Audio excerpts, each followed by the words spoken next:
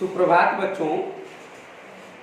आज हम लोग कोरोना महामारी से जूझ रहे हैं, जिसकी वजह से विद्यालय बंद चल रहा है।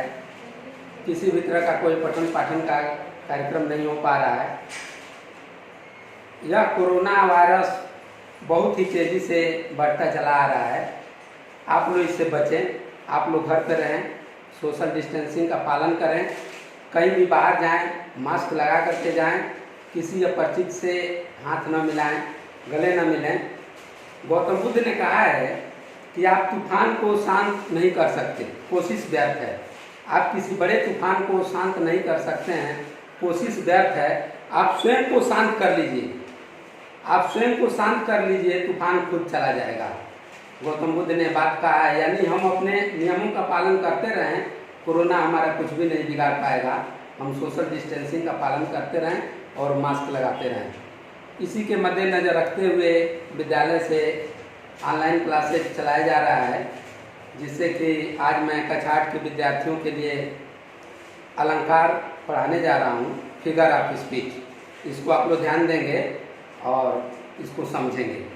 सबसे पहले आप देखेंगे अलंकार, फिगर ऑफ स्पीच। अलंकार क्या होता है, इसको आप लोग समझेंगे। अलंकार का शाब्दिक अर्थ होता है गहना, आभूषण। जिस प्रकार कोई स्त्री है, अगर बिना आभूषण की वह रहती है तो सूना लगता है कि यह स्त्री अधूरी है, इसके श्रृंगार में किसी चीज़ की कमी है।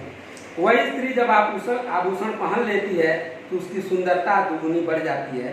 तो आभूषण होता है, अलंकार का मतलब होता है आभूषण, या उसको आप गहना भी कह सकते हैं।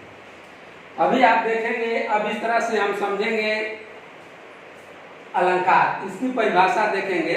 काव्य की शोभा बढ़ाने वाले शब्दों को अलंकार कहते हैं। काव्य में जब अलंकार का प्रयोग कर दिया जाता है तो उस काव्य की शोभा बढ़ जाती है, उसमें चमत्कार उत्पन्न हो जाता है, जिसको पढ़ने से काफ़ी आनंद की प्राप्ति होती है, उसे हम अलंकार कहते हैं।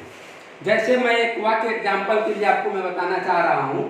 आप एक साधारण वाक्य देखेंगे, हनुमान जी ने पल भर में लंका को जलाकर राख कर डाला। यह एक साधारण वाक्य है। हनुमान जी ने पल भर में लंका को जलाकर राख कर डाला। इसमें अलंकार का प्रयोग नहीं किया गया है। अब इसी शब्द को, इसी वाक्य में मैं अलंकार युक्त वाक्य में बना रहा हूँ। हनुमान की पूंछ में लग न पाई आग, लंका सगरी जल गई, गए निशाचर भाग। अब ये पढ़ने में भी अच्छा लग रहा है, सुनने में भी अच्छा लग रहा है।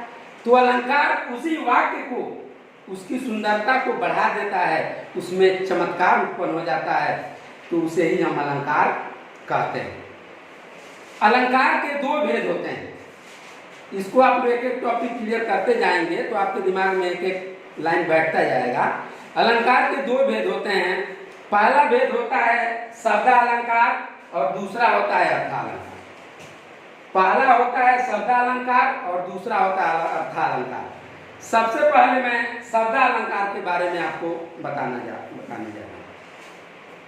शब्दालंकार उसे कहते हैं कि जिस वाक्य में शब्दों के द्वारा चमत्कार उत्पन्न हो, शब्दों के द्वारा चमत्कार उत्पन्न हो तो वहां शब्दालंकार होता है। जैसे एक शब्द वाक्य में बोल रहा हूं, कनक कनकते 100 गुनी माद कथा अधिकार।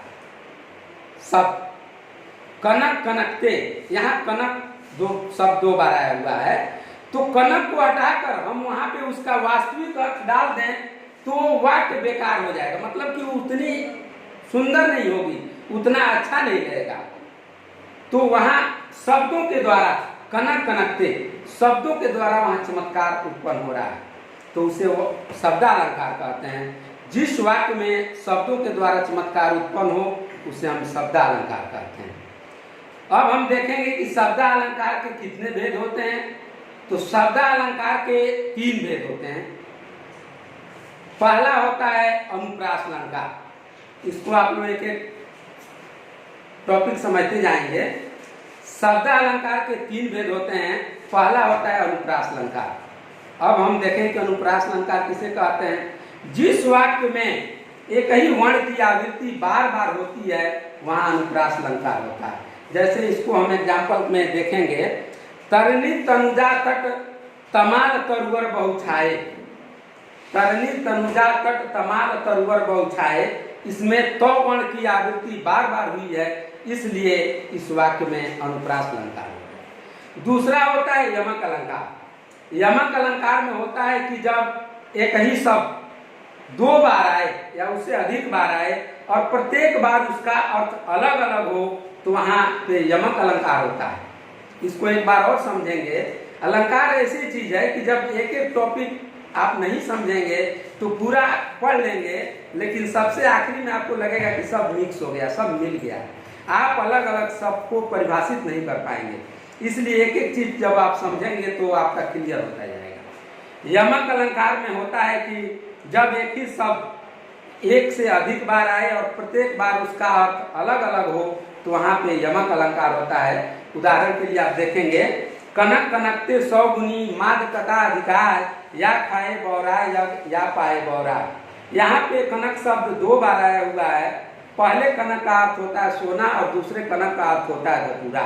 यानी मनुष्य सोना भी ज्यादा मात्रा में अगर पाले तो पागल हो जाएगा और धतूरा भी पी ले तो पागल हो जाएगा।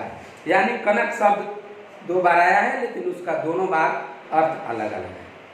तीसरा होता है श्लेष अलंकार। श्लेष अलंकार का शाब्दिक अर्थ होता है चिपकना। कोई चीज एक दूसरे से चिपक जाती है तो उसे हम श्लेष कहते हैं।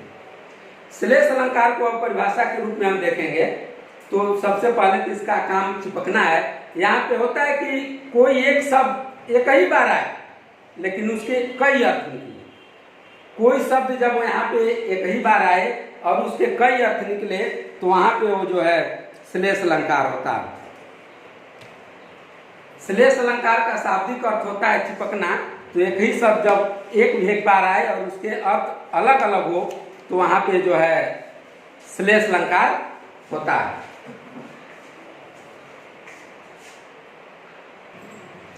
श्लेष अलंकार, श्लेष का मतलब होता है, यहाँ मैंने लिख दिया है, अलंकार के 3 भेद होते हैं, अनुप्रास अलंकार, यमक अलंकार और श्लेष अलंकार। अनुप्रास और यमक का मैंने उदाहरण के साथ परिभाषा आप लोगों को बता दिया। श्लेष का भी मैंने परिभाषा बता दिया है आप लोगों को। एक बार और ध्यान देंगे। श्लेष अलंकार यमक अलंकार में थोड़ा सा कंफ्यूजन आप लोगों को ना हो, इसलिए मैं दोबारा बता रहा हूँ। श्लेष अलंकार में होता है कि काव्य में, वाक्य में जो है कोई शब्द एक ही बार आए और उसके कई अर्थ निकले, एक से अधिक अर्थ निकले। शब्द एक ही बार आए और उसके एक से अधिक अर्थ निकले तो वहां श्लेष अलंकार होगा। जैसे एग्जाम्पल के लिए मैं आपको बता रहा हूं, मंगन को देख ही पट देत बार बार। मंगन को देख ही पट देत बार बार। यहाँ पट शब्द आया हुआ है तो पट शब्द का पहला अर्थ होगा वस्त्र और दूसरा अर्थ होगा कीमार। इसका मतलब पहला वाक्य आप देखेंगे कि मंगन को देख ही पट देत बार बार। पहले वाक्य में इसका अर्थ होगा कि भिखारी को देखकर एक व्यक्ति उसको बार बार वस्त्र दे रहा है। भिखारी को देखकर एक व्यक्ति बार बार उसको वस्त्र दे रहा है। और फिर पट का अर्थ होता है कीमार। तो दूसरे वाक्य में इसका अर्थ होगा भिखारी को देखकर कोई व्यक्ति बार बार अपने दरवाजे को बंद कर रहा है। तो यहीं से मैं आज अलंकार के बारे में बताया। शब्द अलंकार के 3 भेद हैं, इसको मैं एक बार रिवीजन कर दे रहा हूँ। ये भी मैं बता दिया आप लोगों को। अब इसको आप लोग होमवर्क में अपनी कॉपी पे अलंकार की परिभाषा लिखेंगे और अलंकार के भेद हैं शब्द अलंकार, अर्थालंकार, इनके भी परिभाषा लिखेंगे। और शब्द अलंकार के 3 भेद होते हैं, अनुप्रास, यमक और श्लेष, इनके भी परिभाषा आप लिखेंगे। फिर आगे की वीडियो में आपको अर्थालंकार के बारे में बताया जाएगा। यह आपका होमवर्क रहेगा। Thank you.